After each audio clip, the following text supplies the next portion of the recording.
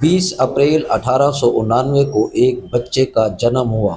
کوئی نہیں جانتا تھا کہ یہ کیوٹ بچہ دنیا میں کوہرام برپا کرتا تھا۔ ایڈولف ہٹلر 20 اپریل 1899 کو بروناؤ ایم این آسٹریا ہنگری، اب جو آسٹریا ہے، میں ایلیس ہٹلر اور کلارا پولز کے ہاں پیدا ہوا۔ ہٹلر کی ابتدائی زندگی عدم استحکام اور مشکلات سے دوچار تھی۔ اس کے والد ایلیس ایک کسٹم اہلکار تھے اور ان کا خاندان اکثر ہجرت کرتا رہتا تھا۔ ہٹلر کے بچپن میں اکثر معمول بنا ہوا تھا۔ 1903 میں اپنے والد کی موت کے بعد ہٹلر کی والدہ کلارا نے اس کی اور اس کی بہن بھائیوں کی دیکھ بھال کی۔ اپنی جوانی میں ہٹلر نے آرٹسٹ بننے کی خواہش ظاہر کی اور Vienna Academy of Fine Arts میں درخواست دی، لیکن اسے 2 بار مسترد کر دیا گیا۔ اس نے مالی طور پر جدوجہد کی اور ویانا میں ایک عارضی طرز زندگی گزاری، جہاں اس نے اپنے پرجوش قوم پرست اور سامی مخالف عقائد کو فروغ دیا۔ اس وقت کے مروجہ سامی مخالف رویوں کے ساتھ ساتھ قوم پرست اور نسل پرستانہ نظریات سے متاثر ہو کر ہٹلر نے اپنی سیاسی نظریات مرتب کرنا شروع کر دیے۔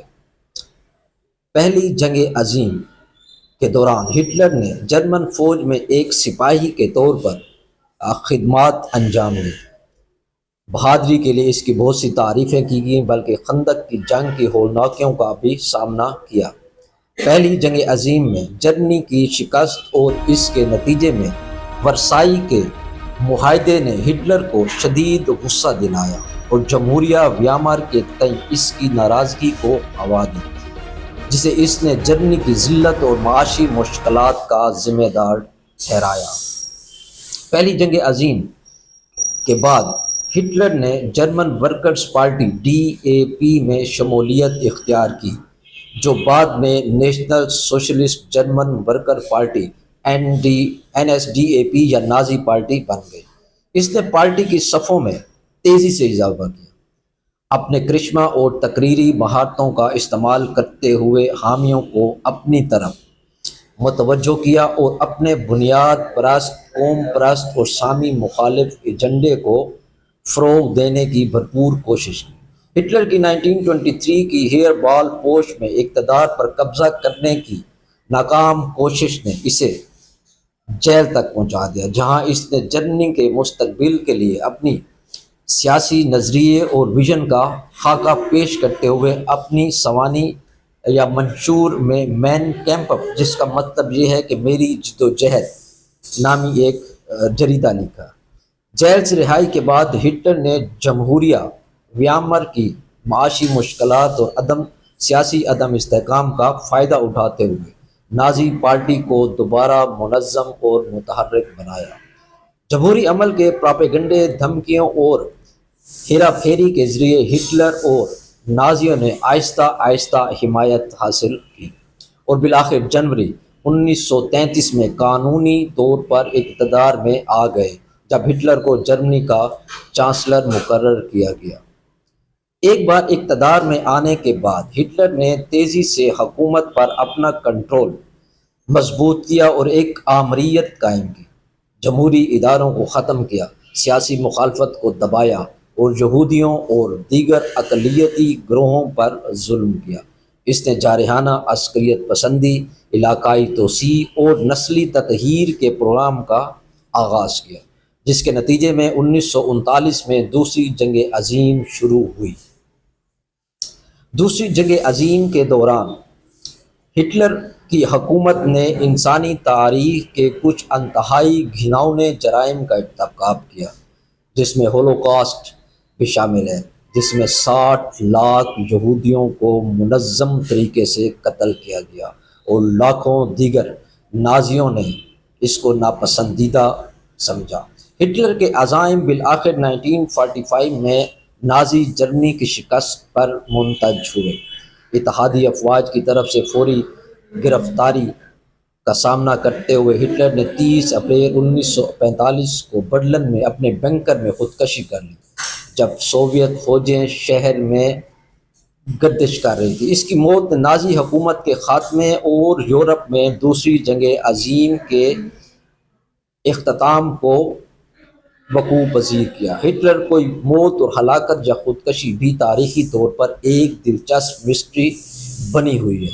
ہٹلر کی موت، ہٹلر کی ڈیڈ باڈی کے متعلق کئی سازشی تھیوری جو ہیں دہائیوں گردش کرتی رہی، بحث اور قیاس آرائیوں کو ہوا دیتی ہیں۔ یہاں کچھ مثالیں پیش کرتے ہیں۔ سازشی نظریات، کانسپریسی تھیوریز بہت زیادہ یہاں پر ایگزسٹ کرتی ہیں۔ ان میں ایک کا خیال ہے کہ ہٹلر نے باڈی ڈبلز کا استعمال کیا۔ ان کے مطابق جلی ہوئی لاش اس کی نہیں تھی۔ سوویت کور اپ، دوستو ان نظریات کے مطابق کہ سوویت یونین نے ہٹلر کے فرار یا متبادل کو چھپانے کے لیے اس کی لاش کو چھپایا یا اس کو تباہ کر دیا۔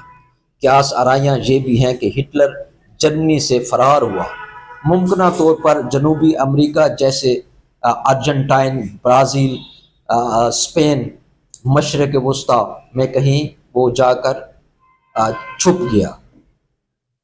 یہ بھی دوستوں لکھا گیا کہ جرمن افسران کے ہاتھوں قتل کیا گیا، بیماری یا چوٹ سے اس کی موت ہوئی۔ ہٹلر کی باقیات پر قیاس آرائیاں ہیں۔ بعض کا خیال ہے کہ ہٹلر کی باقیات پوشیدہ یا تباہ ہو چکی ہے، کسی خفیہ مقام پر اس کو دفن کر دیا گیا ہے یا کسی دوسرے ملک میں منتقل کیا گیا ہے۔ دوستو قابل ذکر دعوے اور تحقیقات سے یہ بات سامنے آتی ہے کہ آپریشن پیپر کلپ، یہ الزام کہ امریکی انٹیلیجنس نے نازی اہلکاروں بشمول ہٹلر کو فرار ہونے میں ان کی معاونت کی۔ ہٹلر کی بقا کی کہانی 1945 کی ایف بی آئی کی رپورٹ میں بتایا گیا کہ ہٹلر شاید فرار ہو گیا تھا۔ دوستو کھوپڑی کا تنازعہ بھی الگ ہے۔ ہٹلر کی کھوپڑی کی صداقت کے بارے میں کئی سوالات ہیں جو مبینہ طور پر 1946 میں پائی گئی تھی۔ دوستو اس کے ڈی این اے کی جانچ 1999 میں اس کی باقیات نے اس کی تصدیق کی، لیکن کچھ نتائج پر اختلاف بھی موجود ہے۔ دوستو ممتاز سازشی تھیورسٹ جیسا کہ ہیری کوپر، وہ کتاب لکھتے ہیں ارجنٹائن میں ہٹلر کے مصنف ہیں۔ Gerard Williams the escape of Adolf Hitler کے مصنف ہیں۔ رابرٹ بٹلر ہٹلر کا آخری دن کے وہ مصنفین میں شامل ہوتے ہیں۔ معتبر ثبوت کی عدم موجودگی کی بنیاد پر زیادہ تر سازشی نظریات قیاس آرائیوں اور غیر تصدیق شدہ دعووں پر انحصار کرتے ہیں۔ دوستو یہ تھی ایک مسٹیریس پرسنالٹی کی ایک چھوٹی سی کہانی، جس نے اپنی پیدائش سے لے کر اور آخر تک وہ ایک مسٹیریس ہی رہا، اور اس نے پوری دنیا کو ایک ایسے کوہرام میں ڈال دیا جس کو ہم جنگ عظیم دوم کے نام سے جانتے ہیں۔ بہت شکریہ۔